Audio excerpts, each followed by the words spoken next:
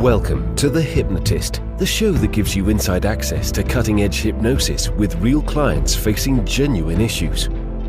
Brought to you by the hypnotherapist demanded by celebrities, CEOs, and even royalty, Adam Cox.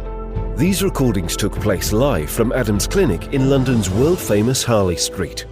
This podcast features powerful hypnosis, so do not listen while driving or operating machinery. This recording is not suitable for those with epilepsy or severe mental health issues. So, get yourself comfortable and enjoy today's episode of The Hypnotist.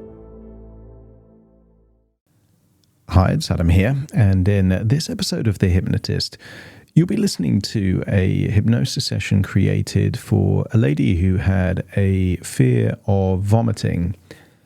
And it wasn't really the vomiting itself that she was most afraid of, but the anticipation or the possibility of vomiting. And I've worked with lots of clients that have this form of anticipatory fear. And deep down it comes from normally two key ingredients. One, a sensitizing event, normally in childhood, that led to this feeling that anticipating or mitigating the risk would be helpful, which quite often isn't true. But also an element of a belief system that they can't really handle whatever the thing is that they're trying to avoid, normally even though they've got lots of experience of doing exactly that. So in this case, the lady had lots of evidence that if there was vomit, well, she could actually clear it up and deal with it and resolve it without any huge distress.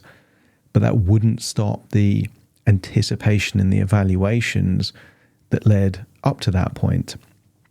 What you're going to hear here is a form of regression to the point of inception. Some people call it regression to cause, but this is in a disassociated way where the resource state is other similar things that are undesirable and yet don't have that same level of anxious anticipation. And the two resource states is that she could recall that throughout her childhood, she didn't really have any kind of anxiety related to sneezing. So she would know that if someone sneezed nearby her, that would be undesirable, but she wouldn't think too much about sneezing, and it's still bodily fluids that leave a human, and yet she doesn't really think too much about that. But also fainting, and that throughout her childhood, she would faint occasionally, but not have the anticipatory fear that she could faint. So you've got two resource states there. So you're going to hear a hypnosis session that alludes to the idea that it's not the vomiting that's the issue, but the evaluations and the anticipation of the vomit, and that if she utilizes different ways of evaluating that she already knows how to do because she already does that in her life in this context, then that might be beneficial. And then the rewiring or the replaying of how she would have wanted things to have been becomes a convincer, a test that if she thought about it in that way, then she would have been able to cope, because the key thing all along that she's avoiding is not the vomit, but the anxiety. And one of the most strangest paradox that I've seen, having worked with hundreds of anxiety clients, is that sometimes the solution is the problem. So if you try and anticipate a undesirable future, but the anticipation itself causes the anxiety, which then leads to more anticipation, you get this paradoxical loop that guarantees more and more frustration and more anxiety. But that's a loop that can be broken out of if you introduce a resourceful strategy into the same process that doesn't require that loop. If you feel like you're struggling with severe anxiety, whether it's linked to a trigger, like a phobic response or an anticipatory fear response, this is something I've worked with clients over many different situations over a long period of time. There will be a link in the show notes where you can schedule a free consultation call to explore working with me. You might find that even though this session here is about a specific fear of vomiting, it might not be your fear, but the session itself can still be useful if you start thinking, what is it that you have anticipatory fear about? And what other areas of your life do you not anticipate even though they're not desirable, and play this game of mapping resources across, because it's actually a very, very useful strategy. So find a quiet, comfortable place where you won't be disturbed, relax. And I won't say enjoy the session, because there's some elements of disgusting bits in there in terms of thoughts, but I would say harness it to make it useful. And for me, this is my key mantra in terms of therapy. It doesn't have to be fun, it just has to be useful. And if it's useful, then it's effective, in which case it's beneficial. So relax.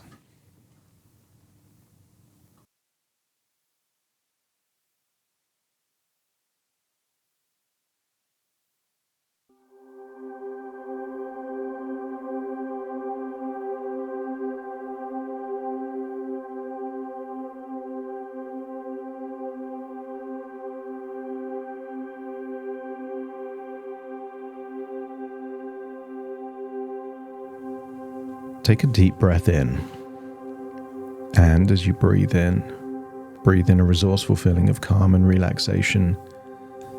And as you exhale, just allow your eyelids to close. And as they close, just allow any feeling of tension or stress to feel like it's leaving your body in your outward breath, enabling you to release and relax. As you breathe in deeper than you normally would. And as you exhale, really feel like any stress, worry, or tension is leaving your body, which is why you're breathing out deeper and longer than you normally would, to help the release of that tension, stress, or worries, almost feeling like it's being projected meters away from you. Breathing in a feeling of calm resourcefulness, and exhaling all that you don't need right now. As you breathe in and breathe out, I want you to imagine you're breathing in a particular resource. Imagine you're breathing in not just relaxation, but a sense of composure and perspective. In most cases, severe anxiety is not proportionate to the level of threat, but to the intensity of the evaluations made about that threat. It's possible for someone to freak out over a tiny spider, even a small bird, not because the spider or bird is dangerous, but because there are false evaluations taking place. And sometimes the evaluation that the thing is causing the anxiety creates a self-perpetuating loop. If the spider is causing the anxiety, avoiding spiders is your only strategy. If the bird causes the anxiety, avoiding birds is your only strategy. And if the possibility of vomit is causing the anxiety, the only strategy is to avoid or mitigate the possibility of vomit. In all three cases, the evaluation is not true. It is not the thing that causes the anxiety. The paradox is the evaluations that cause the anxiety. Different evaluations create different feelings. The person scared of a spider has a different evaluation, perhaps about butterflies or kittens. And someone that feels that the possibility of vomit causes them anxiety may make different evaluations as to the possibility of someone sneezing or fainting. As you breathe in and breathe out, you start to recognize sometimes the thing is not the thing. It's the evaluations about the thing. But the good news is, if it's the evaluations, new evaluations create new emotions. To breathe in a sense of hope, confidence, and perspective, and breathe out the remnants, the echoes, that somehow something is happening to you rather than with you. As you breathe in and breathe out, I wonder if an early memory sowed a seed of an idea that wasn't true. As you breathe in and breathe out, think back to an early memory, but this time observe the memory like you are you, going all the way back to the past, seeing it through your eyes now. Almost like you're teleporting through time, and imagine there is an invisible version of you able to see what happened back then. Perhaps you can go to a childhood memory and see yourself as a young, vulnerable child, perhaps witnessing or observing something that was distressing in some way. And if you can imagine seeing that memory and feeling empathy for that version of you without feeling connected to that version of you, let me know by nodding your head. You are not in your body. You can observe yourself as a child. And I want you to see from this perspective why it was perfectly natural for this child to start thinking about vomiting the way they were thinking about vomiting. They perceived it to be dangerous or scary. They perceived it to be a cause of distress and terror. And therefore they wanted to avoid those emotions going forward. And anticipation, evaluations and mitigations were the only things they could do to avoid the possibility of horrible feelings. But as a young child, they couldn't possibly have known that a lifetime of evaluations and mitigating, of evaluating the possibility, would end up causing more of the very emotions they were looking to avoid. They couldn't have known that. And the goal was not to evaluate and mitigate. The goal was to make a broad evaluation that they can handle this undesirable thing, that they can cope. The need to mitigate and evaluate is not as useful as having a sense of acceptance and perspective.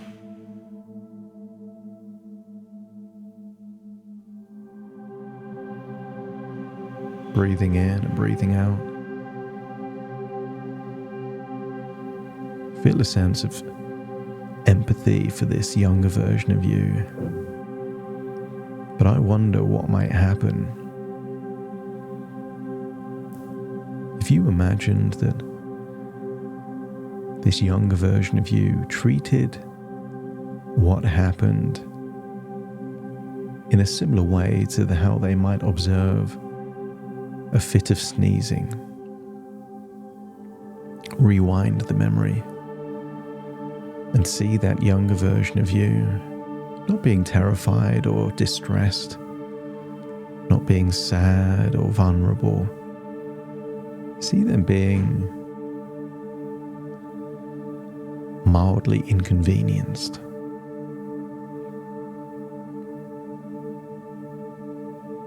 What is happening is still happening. Maybe there is vomiting in a different room, but they're acting like it's just a mild inconvenience, like they were overhearing someone sneezing. See that younger version of you, not terrified, not distressed. Maybe a mild level of concern. See them with an empathetic expression, but also see an absence of trauma. They're looking at it like something that is very easy to manage. The vomiting is not a problem. It was the evaluations they made about the vomiting. And when you see this younger version of you looking at it at a similar way to overhearing someone sneezing, see that they are no longer distressed, no longer terrified, no longer sad. See them perhaps as a younger version of you that wakes up for a few seconds, evaluates that nothing serious is happening, and quickly goes back to bed. And when you see that younger version of you looking at it in that way, let me know by nodding your head. And then rewind. And then step into that younger version of you so you feel like you are that 6 or 7-year-old. Imagine you're hearing the same things. The sound of vomiting in a bathroom. But this time, you treat it in a similar way to overhearing someone sneezing.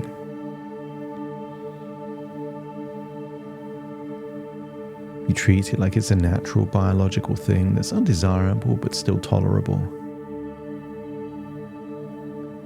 No distress, no trauma, just a mild inconvenience of being awoken at night before quickly and rapidly going back into a peaceful, relaxing sleep.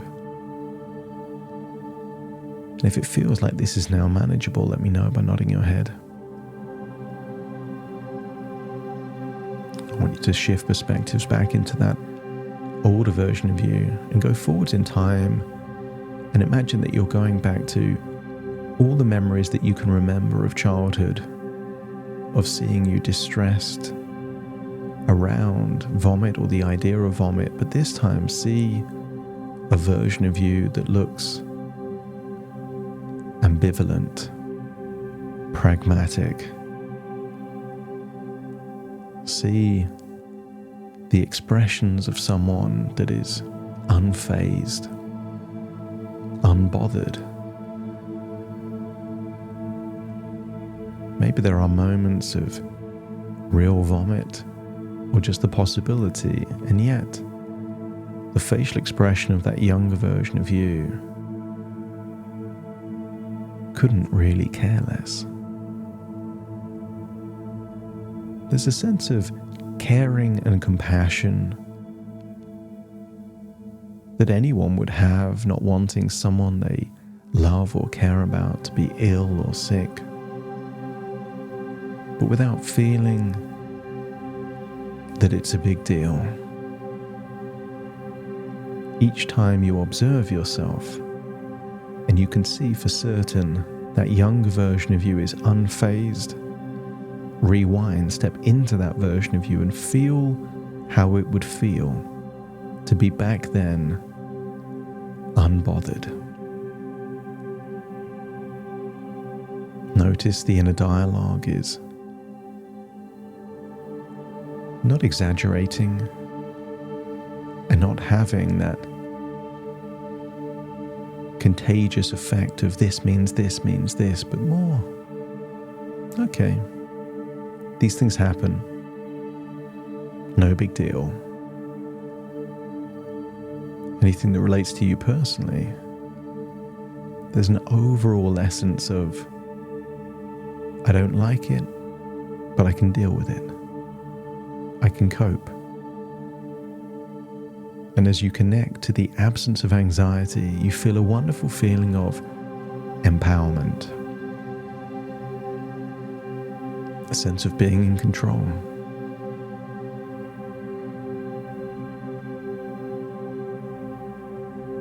You don't like it when people sneeze around you, so you would create more distance. You don't want to increase the amount of times that you catch a cold, so you eat well and stay healthy. But you don't spend time worrying about the possibility of catching a cold.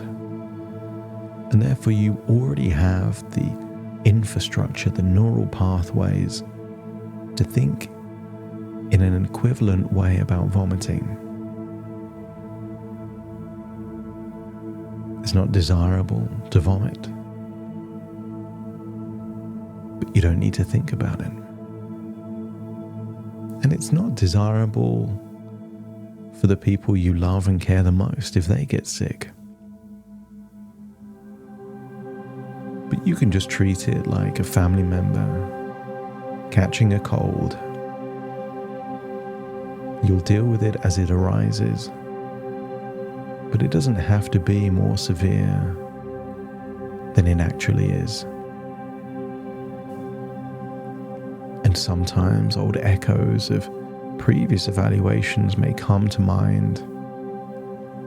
And when they do, you can smile, seeing them as the echo rather than the present time. An echo might start with an anxious tone of voice there in your head. And quickly, you can change the tonality to be similar to the inner dialogue you would use if evaluating the probability of fainting or sneezing. You now have a framework to shift from anxiety and panic to composure and pragmatism. And if your unconscious mind now feels that the future gives you more sense of control, less anxiety, and more acceptance, let me know by nodding your head. And I want you to now travel into the future, perhaps a week from now, 2 weeks from now. And just imagine observing the future version of you, hearing perhaps a friend of one of your children is off school due to vomiting. And observe your reaction, as your reaction is that of concern for them, but without any anxiety or worry or fears that it could lead to an increase of vomiting anywhere close to you. See your body language, your facial expressions, the questions, very similar to how they would be about someone who had a cold or a flu. Concerned, but not worried.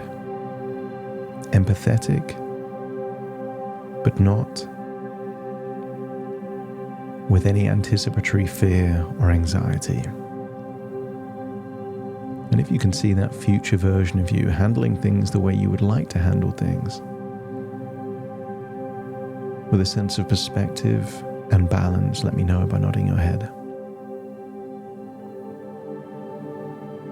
Step into that future version of you and imagine there is a worst case scenario. Imagine perhaps there is some kind of virus going around. Highly likely that several people in the same household will be sick. And yet you treat it as if several members of the house have just got a bad cold. Feel a sense that you can manage it, cope with it, handle it, and notice the absence of that inner dialogue and stress and anxiety, and a more pragmatic approach. A shoulder shrug, I'll deal with it. As you feel a wonderful feeling of releasing the past and embracing a new positive future that feels more like other areas of your life.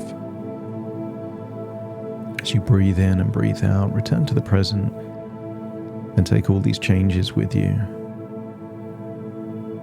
As I count from 1 to 10 to awaken, you will awaken realizing this wasn't an irrational fear. It was just a rational fear that wasn't useful. You've tried it for a few years, and it no longer serves its purpose.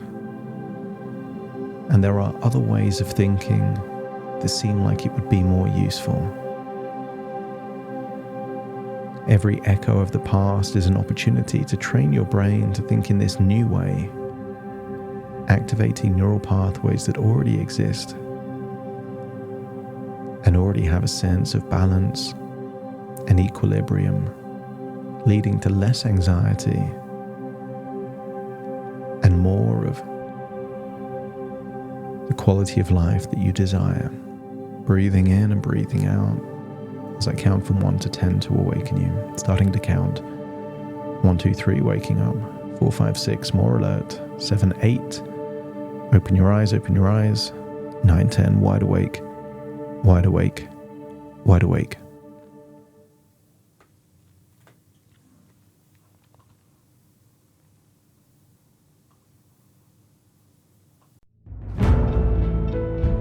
Thank you for listening to The Hypnotist with Adam Cox, the show that gives you inside access to cutting-edge hypnosis with real clients facing genuine issues.